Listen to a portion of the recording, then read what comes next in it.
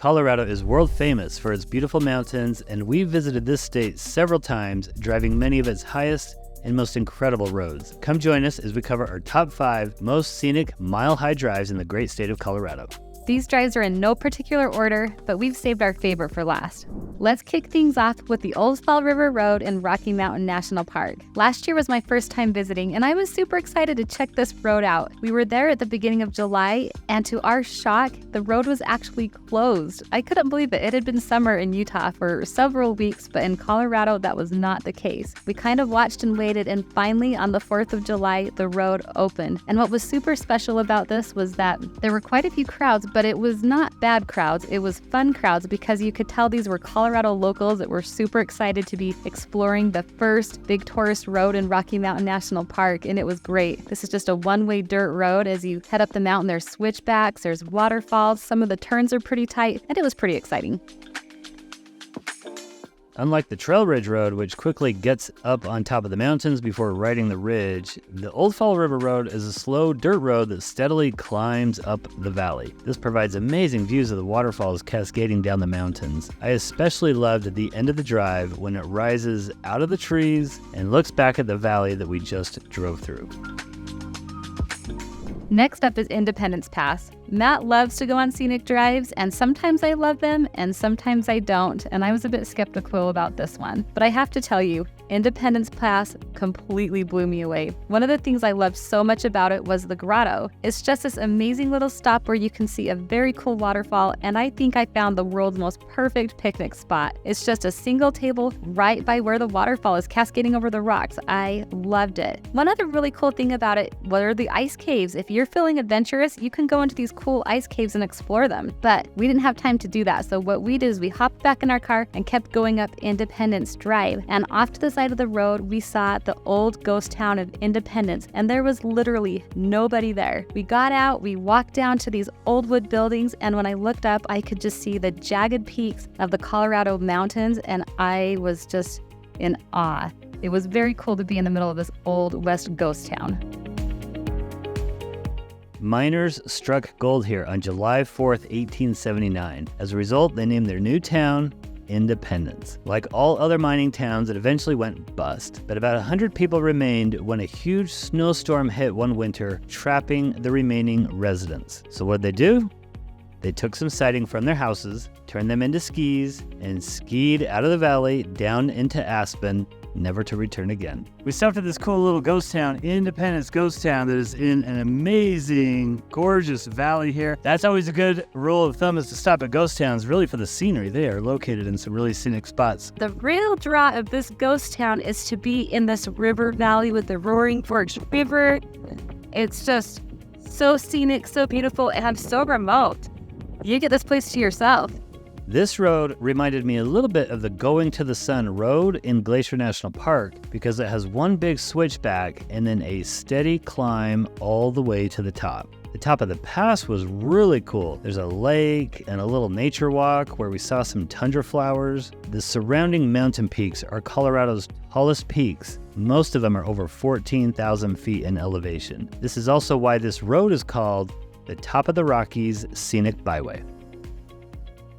Okay, up next is the $1 Million Highway in the San Juan Mountains of Colorado. This was my first experience with the Colorado Scenic Drive, and I really could not believe how stunningly beautiful Colorado was. I've always been super proud of our Utah mountains, but I have to admit that when I drove the $1 Million Highway, I could not believe how big their mountains were, and I felt like Utah was Colorado Junior. Now, I still believe that Utah has some of the most beautiful drives out there, and in fact, we have a whole other video about this for you to check out and see what you think after this video. But oh my gosh, I could not believe how fantastically beautiful these Colorado mountains were. It was just like a picture in a book. I couldn't believe they were actually real. We did this road before we were YouTubers, so this is a really fun little trip down memory lane for us. My memory of this road is that we were on a big road trip with our family, including my parents, and we were in our hotel in Cortez, Colorado, looking for a place to stay the next night in a little town called Ouray. This was only 10 years ago, but at that time you could still wing it with hotels. Anyway, we picked up a brochure for a hotel that looked so ridiculously picture perfect that I actually laughed at it and told my dad there's no way it actually looks like that. But the hotel had vacancies, so we booked it. We drove the road and we were blown away. This road shows off the best of the San Juan Mountains in Colorado. The switchbacks were my favorite part. When we arrived in Ouray, we learned that they call themselves the Switzerland of America, and holy cow, it was the prettiest mountain town we've ever seen, and probably still is. When I checked into the hotel, it was actually as wonderful as the brochure showed. I thought we'd be back next year for sure, but we haven't made it back since.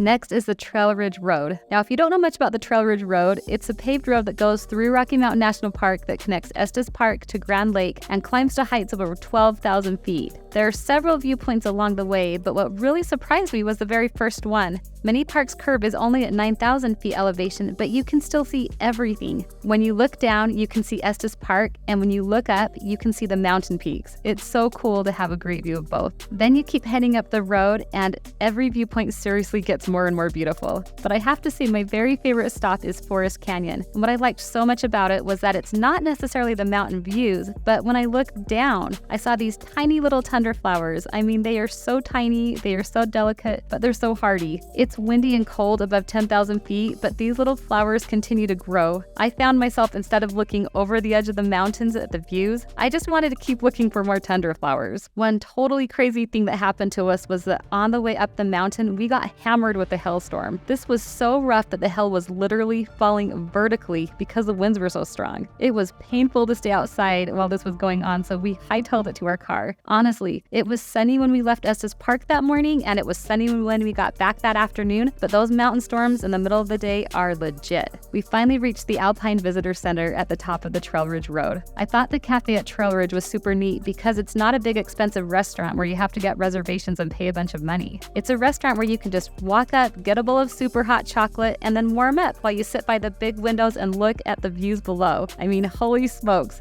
Talk about the best view for the cheapest price in the national parks. It just blew me away. I remember eating in that restaurant the first time I drove this road. I was in Denver for work, and I was all by myself one weekend while my family was at home, so I rented a car and drove the Trail Ridge Road. I also thought seeing the mountainside covered in tundra was really memorable. And I also remember thinking that the road was quite deceiving because it didn't look that dangerous, but if you weren't paying attention and you drove off the road, you'd never stop rolling. One of the most unusual things about the Trail Ridge Road is how it rides along the top of the mountain ridge for so long. Most mountain roads go up and over the pass, then down. But the Trail Ridge just rides the ridge for about 11 miles, so they call it the highest continuously paved road in the country. However, it is not the highest road. Up next is the drive we enjoyed most, but make sure to stick around after because we have a unique and underrated bonus drive for you at the end. Our number one drive in Colorado is also the highest paved road in America. It has a peak that reaches over 14,000 feet and is only 60 miles from Denver. It is the Mount Blue Sky Scenic Byway. This is a beautiful road with no barriers on the sides. At times, it literally feels like you are driving to the sky. You hit the tree line pretty early, so there's no trees growing, and so it's really easy to see over the edge with the incredible views. Lots of beautiful granite rocks, views of mountains that last forever, and fat marmots are on this trail. You will also see some pretty bold mountain goats that climb wherever they want. Along the way, we saw these mysterious potholes covering the ground filled with icy water. We decided to pull over and check it out, and I'm so glad we did. These holes reminded me of the dead marshes from Lord of the Rings. I also saw some cool lakes that looked like they'd been formed by glaciers, but when I got home and looked it up, they're actually called glacial cirques. These are bowl-shaped, amphitheater-like depressions that glaciers carve into mountains and valley sidewalls. This area is called Summit Lake, and we think it's totally worth it. It was only $5, and it only took us 45 minutes of extra time to explore. As we got back on the road, we loved watching this mile signs count down as we reached the top. When we finally got to the top, I could not believe all the snow that we saw. My oldest two sons and I decided to hike to the top. It was kind of steep, it was a short hike, and I was shocked at how the elevation affected us. At 14,000 feet, it does kind of take your breath away, and we felt a bit lightheaded, but we kept pushing on. We finally got to the peak, and I could not believe the outstanding views. It really was probably one of the best views I have ever seen in my life. We could see down to Summit Lake that we had just explored. We could see the valleys below, other mountain peaks, and it was such a special moment to share with my sons. The mountain sheep at the top also gave us a little chuckle. There used to be a building here called Castle in the Sky, but now it's mostly ruins, and these mountain sheep love to climb in and out of the doors and windows, and even along the walls. These mountain sheep are nuts. When we drove this road, it was called Mount Evans, but just a few months later, in September of 2023, they changed the name to Mount Blue Sky. Although I think the Trail Ridge Road and the $1 Million Drive are probably better roads overall, Mount Blue Sky had that cool experience of climbing to the top of a peak. In fact, it is one of two 14,000-foot peaks that you can drive to in Colorado. The other is Pikes Peak, which would surely be on this list, but we haven't done it yet.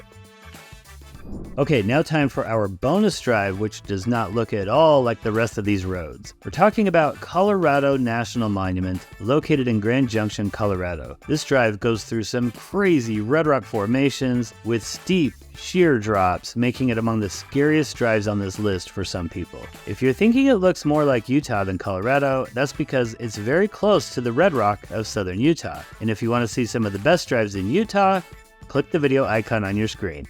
Thanks for watching.